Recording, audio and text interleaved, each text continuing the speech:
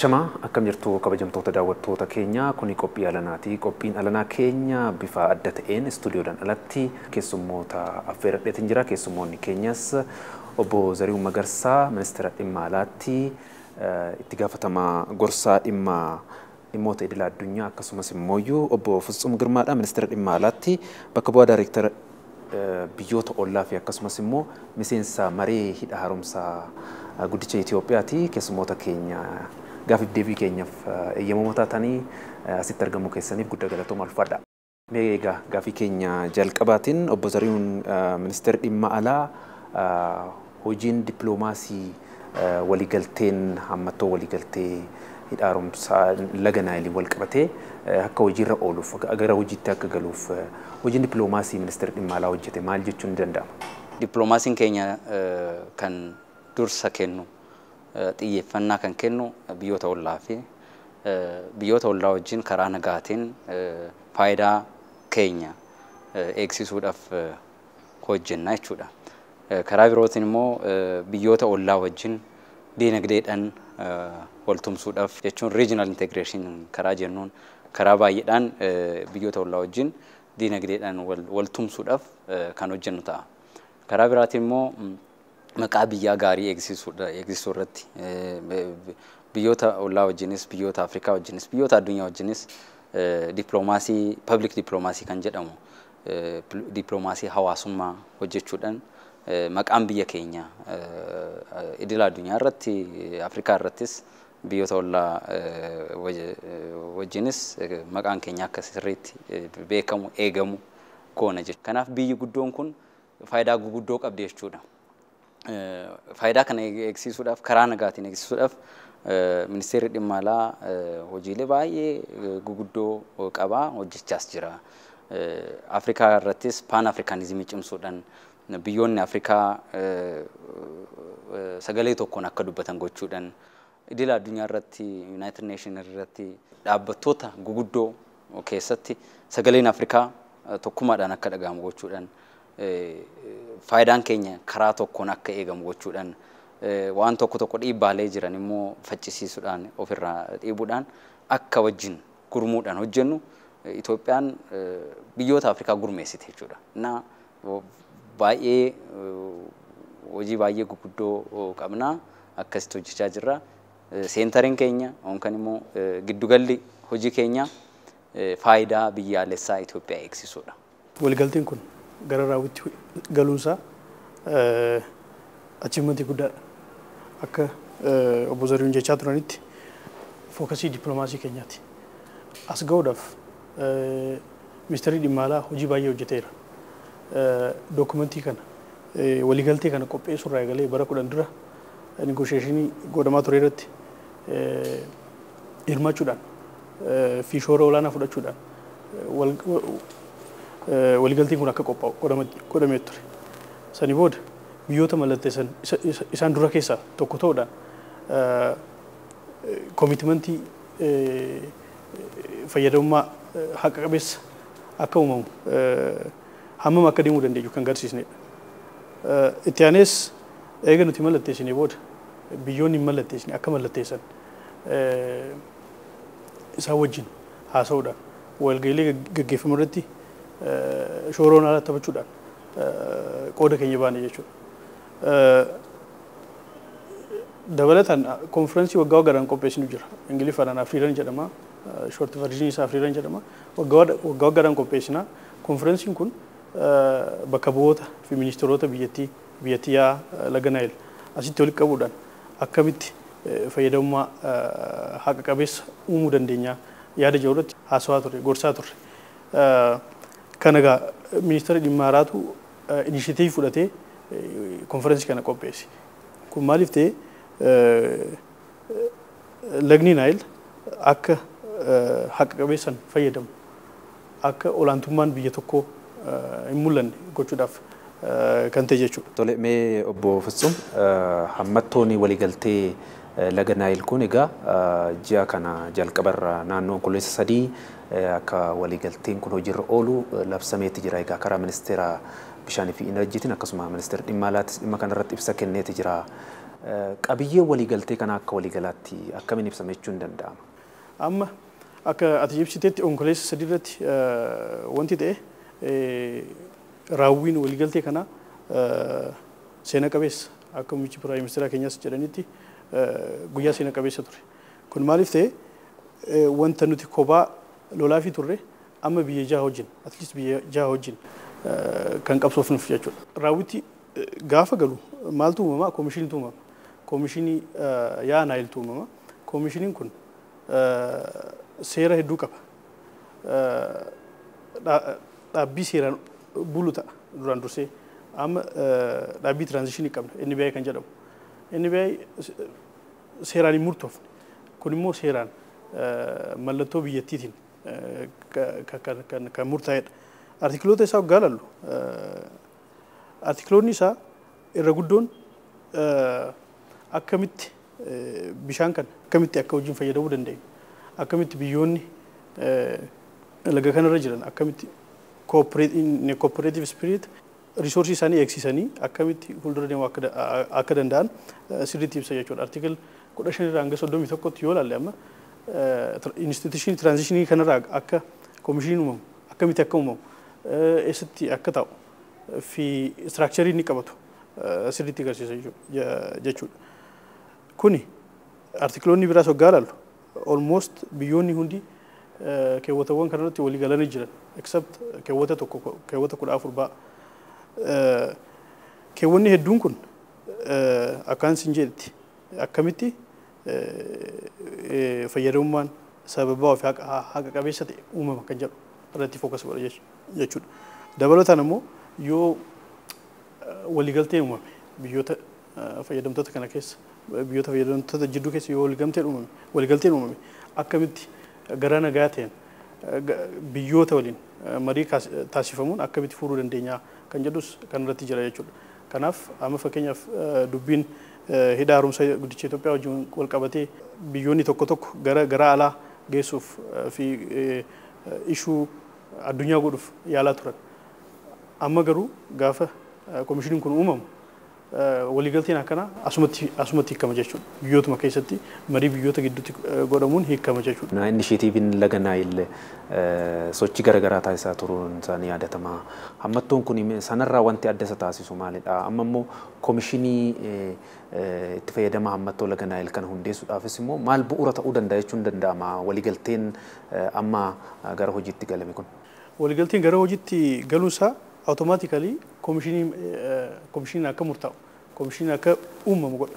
Garuu ishuu operationalize godhu ishuu dhimma gara lafatti buusu waan jiruuf kuni komishinicha lafatti buusuudhaaf akkan siin jeetti keewwata 15 hanga 31tti akkamitti akka itti deemuu qaban sirriitti ibsa waliigalteen kun. Kanaafuu waliigaltee kana lafatti buusuudhaaf fi komishinii uumuudhaaf Itoophiyaan ammas shoora guddaa taphatti. Shoora kana keessaa tokkoffaan waliigalteen kun hammata akka ta'uuf biyyoonni hin mallatteessine kan akka Ijiptii fi Sudaan akka mallatteessan akka muummichi ministeeraas ministeerri dhimma alaas isteetimentii baasan irratti akka mul'isanitti biyyoonni gara gadii akka jooyin godhan hojiin hin hojjetamu. Kanaaf nuti koomitimentii guddaa qabna institutionii tiraanzishinii saniif ka NBI'f deeggarsa garaagaraa gochaa turre deeggarsa kana cimsinee itti fufsina koomishinii murtaa'uufis deeggarsa guddaa dippiloomaasii faayinaansii fi kan garaagaraa goonu jechuudha. Wanti guddaan koomishinii kana NBI irraa isa gara baasu kuni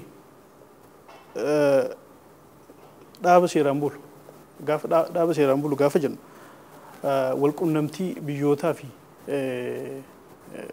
organizationota garaagaraa wajjin kophaa isaatiin of danda'ee gochuu danda'a jechuudha. Faayinaansii deeggarsa faayinaansii sirriitti walitti qabuu danda'a jechuudha.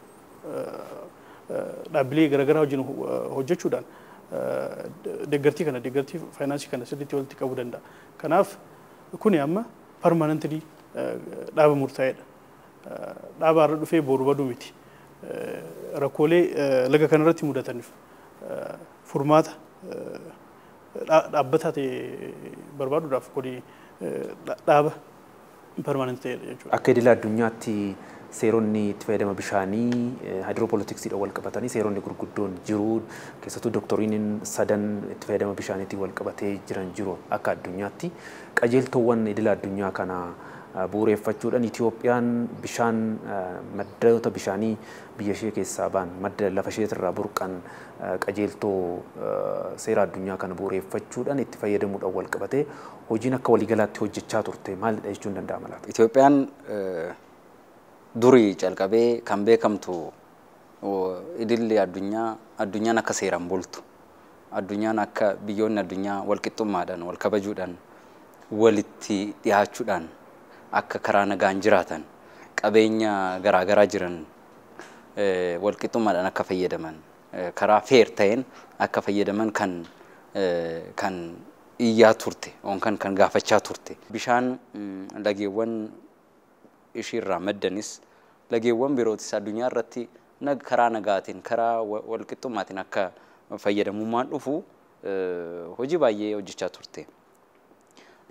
Kanaaf kan especially Misira biyya Misira Egypt wajjin yeroo baay'ee kan dippiloomaasii ittiin wal lollu nuti bishaan akka Naayil wal qixxummaadhaan wal tumsuudhaan karaa seeraatiin akka fayyadamnu gochuu qabna yeroo jennu isaan immoo especially Egypt waligaltee bara kolonii bara biyyoonni baay'een Afrikaa Egypt illee dabalamtee Sudaan illee dabalamtee bara kolonii jala turan san kan isaan lamaan gidduutti kan mallattaa'e akka seera guddaa ta'e akka seera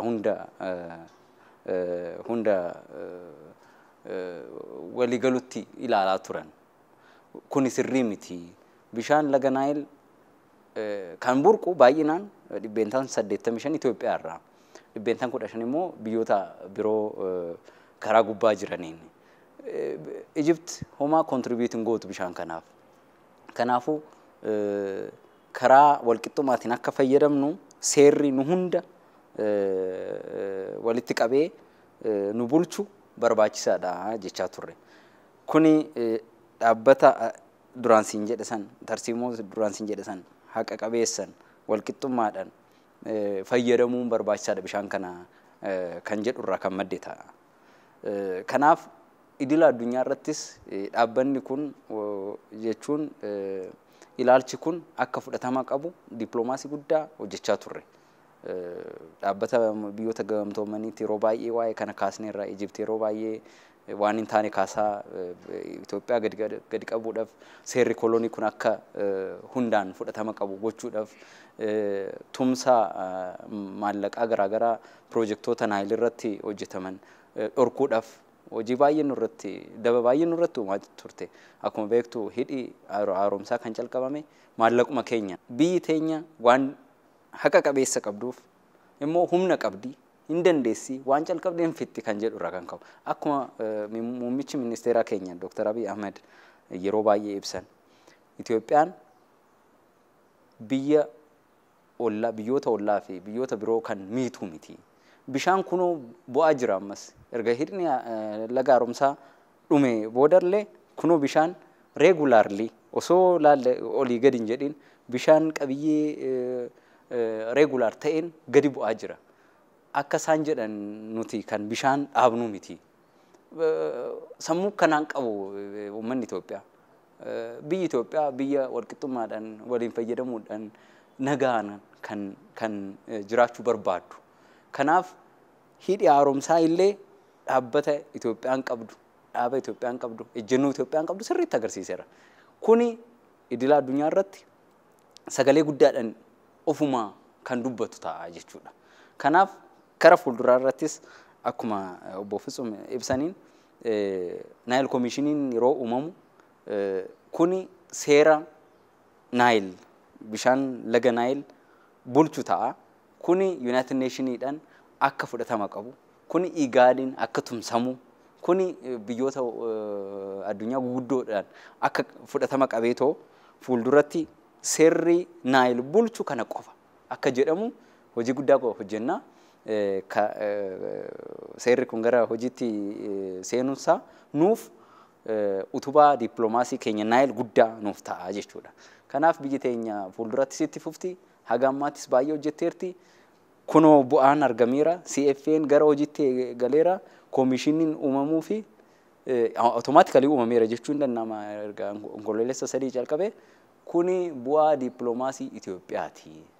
Kuni hidha haaromsaa guddicha fixuurraa booda kan dippiloomaasii guddaa Itoophiyaan injifannoo guddaa argatte jechuun hin danda'ama. Kanaan itti fufna namuu kan dhaabu hin jiru. Kanaafuu sochiin Itoophiyaan amma naannoo laga Naayil irratti keessattuu hidha haaromsaa guddichaa wal qabatee taasisaa jirtu hammattoo waliigaltee idil addunyaatti wal qabatee hagam wal simee jechuun danda'ama. Keewwattoonni CFA irra jiran akkuma obbo Fitsum jedhaniin keeyyattoota bishaan kana karaa walqixxummaadhaan karaa sababaawwaadhaan yookaan immoo reasonable jedhamuun karaa fair ta'een fayyadamuu qabnaa kan jedhu. Kun immoo keewwattoota seera bishaan lageewwan akkanaa tumsan addunyaa irratti beekaman akka Helsinki kan akka baay'ee United Nations irratti jiran wajjin kan wal simudha keewwattoonni kun. Kana jechuun addunyaan baay'inaan karaa kanaan seera kanaan kan bulu especially bishaan lageewwan biyyoota adda addaa qaxxaamuran seerota akkanaatiin kan bulan waan ta'eefu ni tumsa sirriitti. Addunyaan kana ni fudhata. Biyyoonni akka Egypt fi Suudaan, especially Egypt, Suudaan illee dhugaa dubbachuudhaaf dhiibbaa Egypt irraa dhufuun kan ta'e yoo ta'e malee CFNs ta'e hidhi haaromsaa Suudaan ni fayyada. Kan sirriitti agriculturii oomishummaa ishee dabalu. Kanaafuu hidhi kun fi seerri kun Suudaan sirriitti fayyada akka qabiyyee ishee fayyadamtu. Kanaaf waltumsa sirriitti seerota addunyaa baay'ee bishaan lageewwan akkanaa bulchan sirriitti waltumsa United Nations kana kan fudhatudha. Yeroo booda ammaaf waci Egypt jiraatu malee kan nuti yaadnu yeroo booda Egypt ijibbattee ta'u waan gootu dhabnaan gara CFA'tiin dhufti jennee yaadna. Ani personally akkasitti yaada. Because seerri kun seera hunda bulchu, seera idil addunyaa irratti qabatama ta'e, seerota biroo addunyaan bultuun bishaan lageewwan akkanaa kan bulchu waan wal tumsuuf biyyoonni guguddoon biroollee Egypt irratti dhiibbaa uumuudhaan akka fudhattu gochuu danda'u jennee yaadna. Mee obbo Fitsum egaa akkuma sila kaasne adeemsa isaati irratti waliigalteen kun gara hojiitti akka galuuf adeemsa isaa kaasaa turreeti jirra. Adeemsi kun akka milkaa'uuf waliigalteen kun akka hojiirra ooluuf Itoophiyaan sochiin taasisaa turte maalidha jechuun danda'ama? Qophii waliigaltee kanarraa eegalee akkuma reefu jedhetti hanga raawwiin isaa mirkanaa'utti shoora guddaa taphate. Shoorattan reefu sitti irra dabalatee hangoleen biyyattii muummicha ministeera keenya Dr. Abiy dabalatee gaafa hangoowwan biyyoota laggeen kanarra jiran gaafa argu dubbii kan itti kaasaa maaliif fayyadamummaa walqixxummaa mirkaneessuun maaliif gaarii akka ta'e ibsaa hojii guddaa taphachaa jira. Akka biyya maddaatti kan barame miti walqixxummaan haa dhufu jechaa iyyuun wanta barame miti. Kana dhiisuudhaan garuu nuti hin beektagaa aadaa keenyattis kan kophaa nyaate kophaa doo jedhama miti. Keenya jennee nuti qofti haa nyaannu hin jenne nuti. Kottaa kun riisoorsii keenya wajjin itti fayyadamna. Garuu gaafa wajjin itti fayyadamnu tokkoof guddisnee tokkoof hir'isneeti miti. Namni hundi biyyootni hundi fayyadamummaa walqixxummaa kanarratti fiduu qabu. Kan jechuun pirinsipilii jedhuun socho'aa turre. Kanaaf gaafa baayilateraalii hooggantoota biyyattii wajjin biyyattii garaagaraa wajjin gaafa wal arginu ishuun tokkoffaan dhimmi piraayoritii qabu. Dhimmi dursa kan namuuf isa kana jechuudha. Akka biyyoonni mallatteessan akka mallatteessan nuti kontribuushinii waggaa waggaadhaan nurraa eeggamutu jira. Maallaqaanis participationiidhaanis san osoo addaan hin kutin koomitimentii guddaa agarsiisuudhaan har'a akka kunuunfamu gochuu dandeenya jira jechuudha. Itoophiyaan qajeeltoo waliigaltee hammattoo laga Naayil kun akka milkaa'uuf hojii bal'aa hojjechuu ishee kaasnetti jirra. Kanaan wal qabatee akka biyyaatti sochii taasifamuun dabalata lammiileen biyyattii tokkoon isaanii dippiloomatii ta'uudhaan qajeeltoon kun akka hojiirra ooluuf shoorri isaan baatan hoo maal fakkaata? Hojiin dippiloomaasii hojii dippiloomaatotaan qofa hojjetamu miti. Dippiloomaatonni dursa fudhachuu danda'u. Garuu lammiileen hundi tokkoon hojii dippiloomaasii kan hojjechuu kan danda'anidha. Citizen dippiloomaasii jedhama. Dippiloomaasii lammiilee. Karaa baay'eedhaan hojjetamuu danda'a. Qabiyyeen Naayil fi seerri CFA kun akka hojii irratti galu lammiileen karaa miidiyaatiin seera kana sirriitti akka beekamu akka biyyoota ollaatiinis biyyoota addunyaa ta'anis beekamu social media irratti for example hojjechuu danda'u. Karaa biraatiin immoo lammiileen keenya biyyoota garaagaraa jiran lammiilee biyyoota san wajjin quunnamtii qabu. Tokko immoo mootummaa san wajjin illee quunnamtii kan qaban jiru. Isaaniif sirriitti ibsuudhaan akka fudhatama qabu awareness creation gochuudhaan tumsuu danda'u jechuudha. Karaa birootiin lammiileen keenya tokko dhaabbattoota idilee addunyaa guguddaa keessa kan hojjetan jiru. Isaan especially Egypt karaa kana fayyadamti. Lammiilee ishii dhaabbattoota addunyaa guguddoo keessa jiran fayyadamuudhaan seerri tokko akka kan ishii fayyadu ba'u, seerri ishiin fayyadne immoo akka fashalaa'u hojii guddaa hojjetu. Kun abshaalummaa guddaadha. Kana barachuu qabna. Waan gaarii biyyoota akkasii kanarraayis barachuu dandeenya. Kanaan lammiileen keenya dhaabbattoota garaagaraa idil addunyaa keessatti hojjetan CFA'n kun akka beekamu akka koomishiniin kun karaa seera qabeessa akka ta'ee fi akka addunyaan beeku akka hojii irratti sirriitti oolu karaan Ijiptitti deemtu sirrii akka hin taane Itoophiyaan haqa akka qabdu biyyoonni CFA kana mallatteessan biyyoonni Naayil Koomishinii kana uumaa jiran akka haqa qaban akka karaa nagaa karaa walqixxummaadhaan karaa sababaawwan yookaan immoo reasonably akka bishaan kana fayyadamuudhaaf fedhii qabanii fi seera kana uuman sirriitti labsuu qabu jechuudha. Lammiileen karaa kanaan hojjechuu danda'u. Citizen diplomaasiin yeroo ammaa kana sirriitti hojjetama addunyaa irratti. Namoonni keenya miidiyaa irratti hojjetan, namoonni keenya karaa garaagaraa miidiyaadhaan quunnamtii qaban miidiyaa irratti wanna kana sirriitti beeksisuudhaan labsuudhaan akka beekamu gochuu danda'u, loobii gochuu danda'u, waan baay'eedhaan tumsuu danda'u. Biyyi kan walooti, biyyi kan mootummaa aangoorra jiru qofaa miti, biyyi kan hundaati, kan lammiileeti. Baay'inaan biyyi yoo gara gaariitti deemte, gara badhaadhinaatti yoo deemte kan fayyadamu lammiileedha. Lammiilee hunda. Kanaafuu waa'ee kanarratti faayidaa biyyaalessaa akkanaa kanarratti wajjin dhaabbachuun baay'ee barbaachisaa jechuudha. Obbo Fusumee, egaa waliigalteen kuni akka hojiirra oolu erga ta'ee booda faayidaan inni qabu immoo maalidha Itoophiyaadhaa fi biyyoota yaa'a lagichaatiif? Faayidaa guddaa qaba. Tokkoffaa akkuma jechaa turretti fayyadamummaa haqa qabeessa akka murtaa'u godha. Amma gaafa fayyadamummaa haqa qabeessa jennu wanta nu rakkisuu qabu miti ture silaa akka biyya maddaatti garuu nuti wajjin guddachuuf tokkummaan riisoorsii keenya eeggachuuf waan barbaannuuf fayyadamni haqa qabeessa nu cinqisiisa jechuudha. Kanarraan darbee seera amma jiru nutillee seera jennee beekumsa hin qabnuu fi garuu seera amma jira jedhanii biyyootan yaa gadi kaasan kan fayyadamummaa isaanii qofa mirkaneessu san hin diiga jechuudha koomishiniin kun murtaa'umsaa. Seerri isaan amma hin qabne jedhan seerri gaafa kolonaayizeeshiniitti sirraa'e kun gaafa koomishiniin kun murtaa'u gaafa waliigalteen kun gara raawwitti seenu hin bada jechuudha. Maaliif seerri kun maal jedha walqixxummaa naamana. Seerri isaan hin qabne jedhan immoo walqixxummaa hin naamanu. Fayyadamummaa isaanii qofa dursa kennaaf. Marii hidha haaromsaa irrattis wanti guddaan nu rakkaa jiru isa kana. Nuti walqixxummaan haa dhufuu jenna.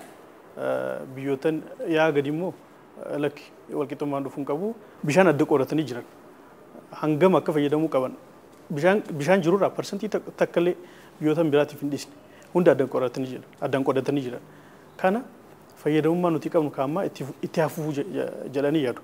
Koomishiniin gara hojiitti galuusaa biyyootni gara biraatis akka jooyinu godhan taasisa jechuudha. Akka boozariinis jedhaniin kuni Ijiptii fi Sudaaniifis miseejii guddaa dabarsiisa. Isaan koomishiniin kun akka gara raawwitti hin seenne ispeeshaalii Masriin hojii guddaa hojjechaa turte. Hojii fashaleessuu hojjechaa turte. Akka hidhaa haaromsaa nuti hin hojjenne hojii guddaa hojjechaa turte.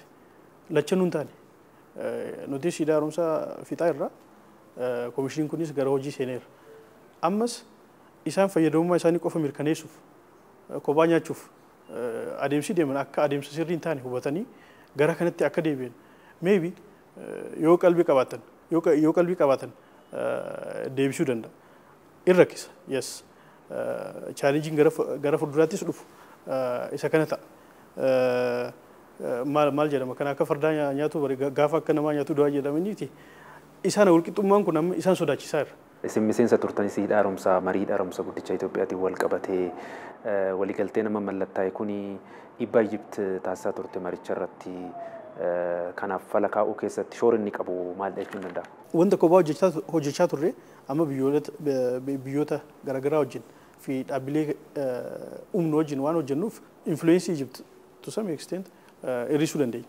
Garuu wanti guddaan Ijipt irraa kan dhufudha. Ijipt walqixxummaan hanga hin amannetti ammas piroojeektiin kun akka hojiitti hin seenne barbaaddus hojiitti seenuu isaa naafu dhiibbaa uumuu barbaaddu ispeeshaalii walitti nu araarsaa adda nu baasaa walitti nu fidaa jetti miti amma garuu koomishinii qabna. Koomishinii yoo garaagarummaan uumame koomishinii kanatu biyyoota walitti fidee biyyoonni ofii isaaniitiin akka haasa'an godha. Kanaaf biyyoonni garaagaraa addunyaa gaafa Ijipt ishuu kana qabdee isaanitti deemtu lakki amma koomishinii qabdu gara koomishinii isaanitti deebi'aati ofiif yaalaa rakkoo keessan furuuf yaalaa akka jedhan giraawundii kannaaf. Meegaa waliigalteen kuni amma biyyoota ja'anii gara hojiitti akka galu ta'ameeti jira. Biyyoota lagichaa keessaa immoo biyyoonni muraasni hin fudhatin jiru akkuma sila kaastan Ijipti Sudaan gara dhiibbaa Ijiptiin Sudaan hin fudhanne. Kanaaf immoo tarii biyyoonni fudhanne gara fuulduraatti falli isaan qaban maalidha? Itoophiyaan immoo gama dippiloomaasiitiin gara IGADinis ta'uu danda'a. Karaa gamtaa Afrikaatiinis dhaabbata biyyoota gamtoomaniitti mana marii nageenyatiinis hojii guutummaatti biyyoonni miseensa dhaabbatichaa biyyoonni miseensa yaalagaa akka waliigaltee kana fudhatan gochuu keessatti hojiin dippiloomaasii raawwachuudhaaf kaayyeeffatte maalidha jechuun danda'ama? Dursa qabneeti kan seerri kun akka hojiitti oolu goone NBI akka hundeeffamu gochuu calqabee haga seerri kun gara hojii irratti oolamu amma akka ga'u hojii baay'ee gooneerra dippiloomaasii baay'ee obbo Fusum ibsee gooneerra. Amma seerri kun Afrikaan Yuuniyeenii irratti yookaan immoo gamtaa Afrikaa irratti dippooziit godhameera jechuun seerri kun kennameefira seera qabeessa Naayil hoogganu kana qofatu ta'a jechuudha. Kun injifannoo guddaadha. Kanaan booda dhaabbattoonni akka IGAD akka gamtaan uummattoota biyyoota addunyaa United Nations jechuudha. Akka fudhatama qabu seerri kun ni goona jechuudha dippiloomaasii. Kuni kana sirriitti beeksisuudha. Loobii baay'ee goona. Gamtaan Afrikaa kanaan akka nu deeggaruun goona. Dhaabbattoonni faayinaansii adda addaa addunyaa akka World Bank akka IMF projektoota biyyoota gubbaatti hojjetamaniif liqii akka kennan deeggarsa akka kennan seerri kun gara hojiitti seenuunsaa waan guddaa akka qabuuf kana akka referensiitti fudhanna jechuudha. Kanaan ala referensiin qabnu kana booda legal regiimiin Naayil qabnu kana booda seera amma raggaa'e kana qofa. Seerri kolonii Ijiptiif Sudaan raggaasisan fashalaa'eera kana booda. Fudhataman qabu kana booda. The only legal regime kana jechuudha.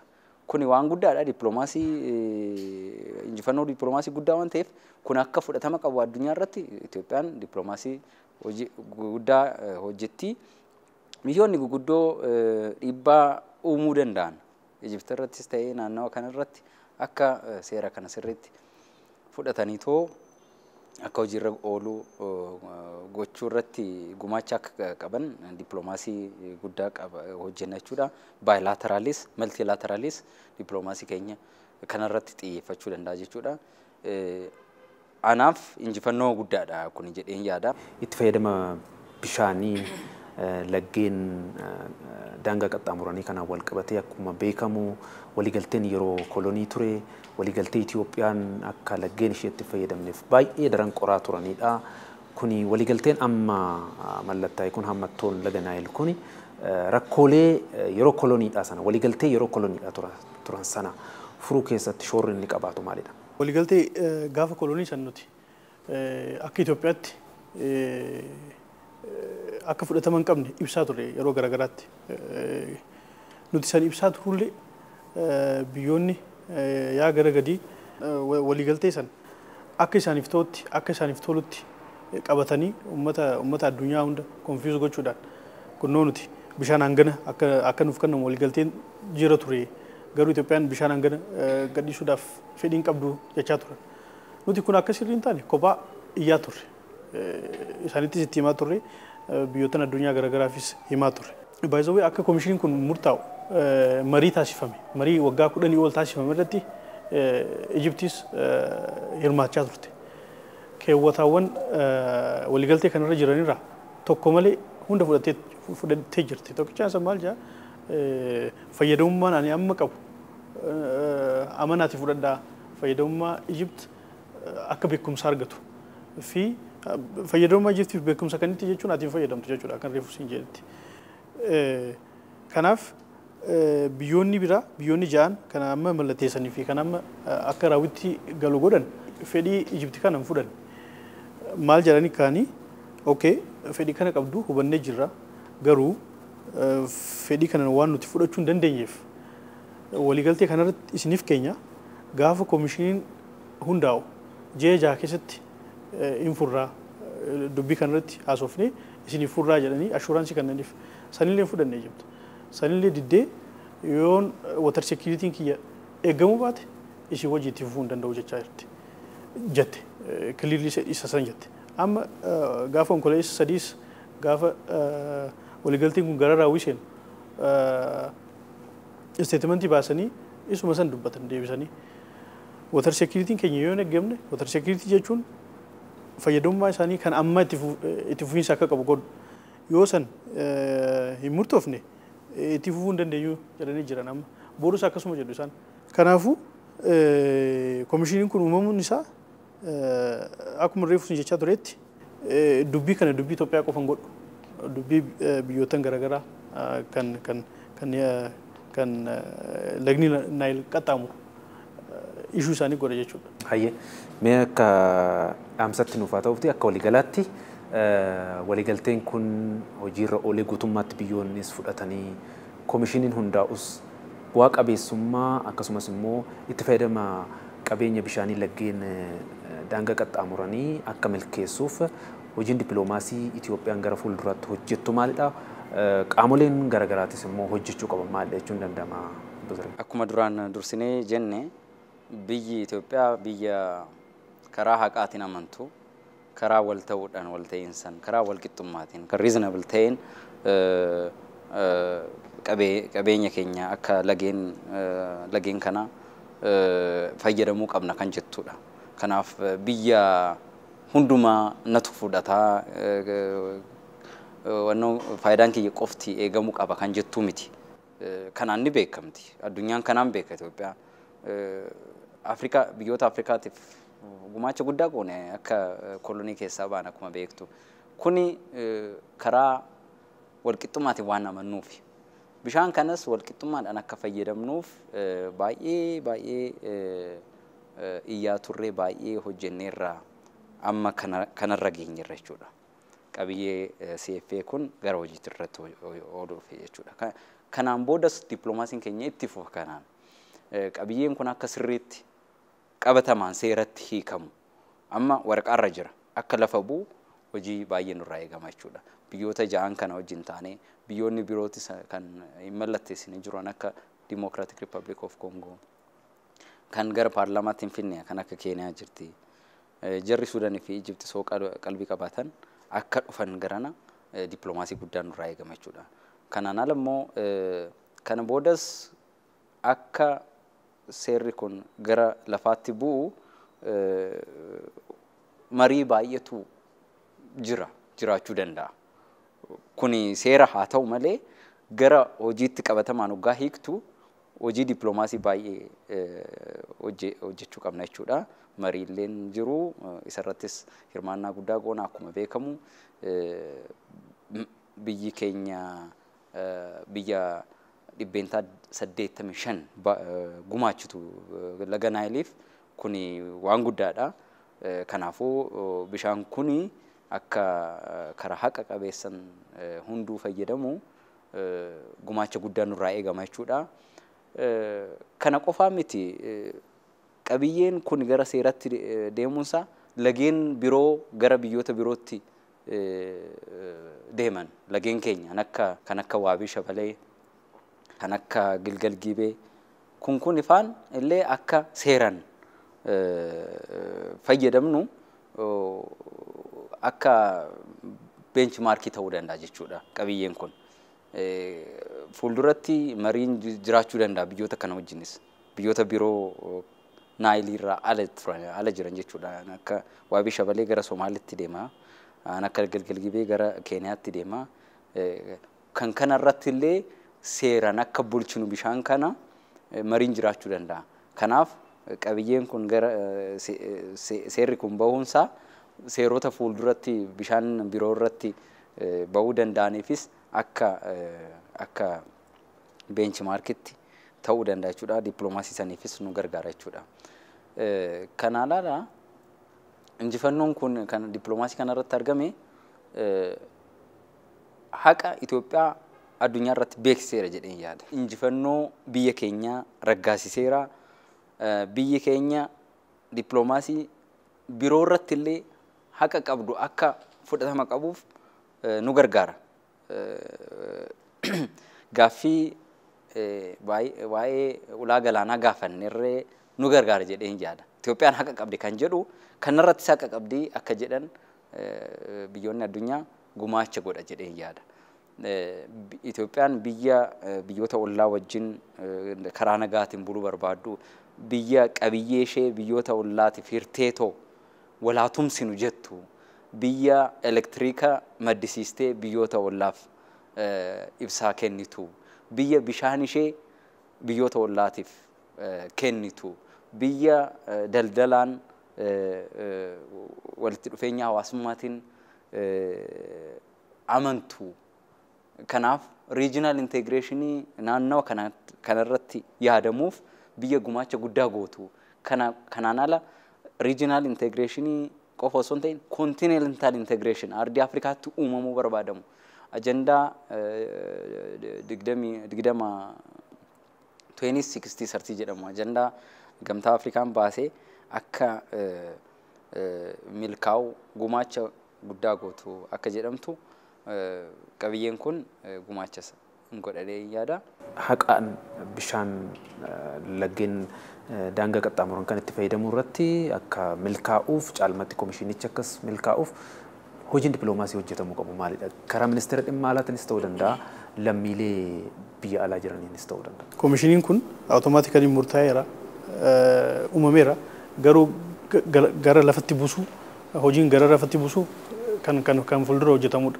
Kanaafuu komishiniin uumamu akka fedhii Itoophiyaa qalbitti qabatu hojjechuun barbaachisaadha. Kuni marii taasifaman kan marii gara fuulduraatiif taasifaman irratti hirmaannaa guddaa godhuudhaan akkuma barametti shoora olaanaa taphachuudhaan komishiniin uumamu fedhii Itoophiyaa fedhii madda biyya Naayilii akka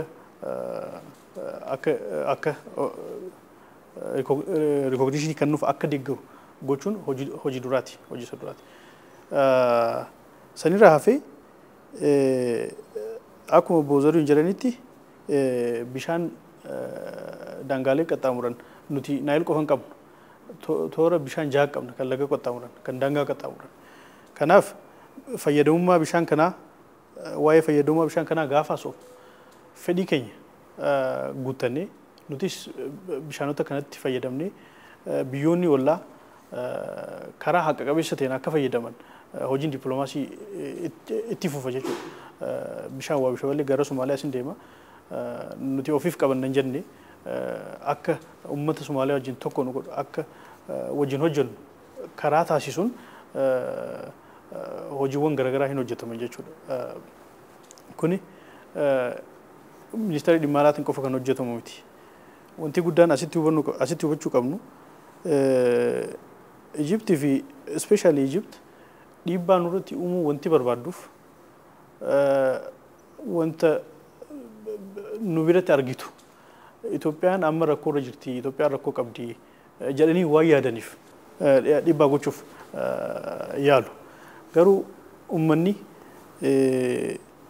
dubbii kana hubatee gaafa tokkummaa isaa cimsee gaafa akka biyyaatti tokko ta'ee dhaabbatu dhiibbaan garaagaraa asinis achinis kan nutti dhufaa jiru irrisaa deemu ofumaafuu. Kanaaf bishaan qofa miti qabeenya nuti qabnu qabeenya garaagaraa nuti qabnu gara barbaanneen karaa nuti barbaannu karaa nagayaati karaa wajjin hojjechuuti. Kanaafuu karaa nuti barbaannuun itti fayyadamuudhaaf mootummaanis uummanninis shoora guddaa taphachuu qaba jechuudha. Hayyee obbo Zarihuun Magarsaa ministeera dhimma alaatti gorsaa dhimma idilee addunyaa akkasumas immoo obbo Fitsum Girmaadha. Ministeera dhimma alaatti bakka bu'aa daayireektara dhimmoota biyyoota ollaa fi akkasumas miseensa marii hidha haaromsaa guddicha Itoophiyaa yaada bal'aa nuuf kennitaniif guddaa galatooma ulfaadha. Egaa kabajamtoota daawwattoota keenya qophiin halanaa keenya har'aaf qopheeffannee kana fakkaata sagantaa ETV Afaan Oromoo waliin turtii gaarii.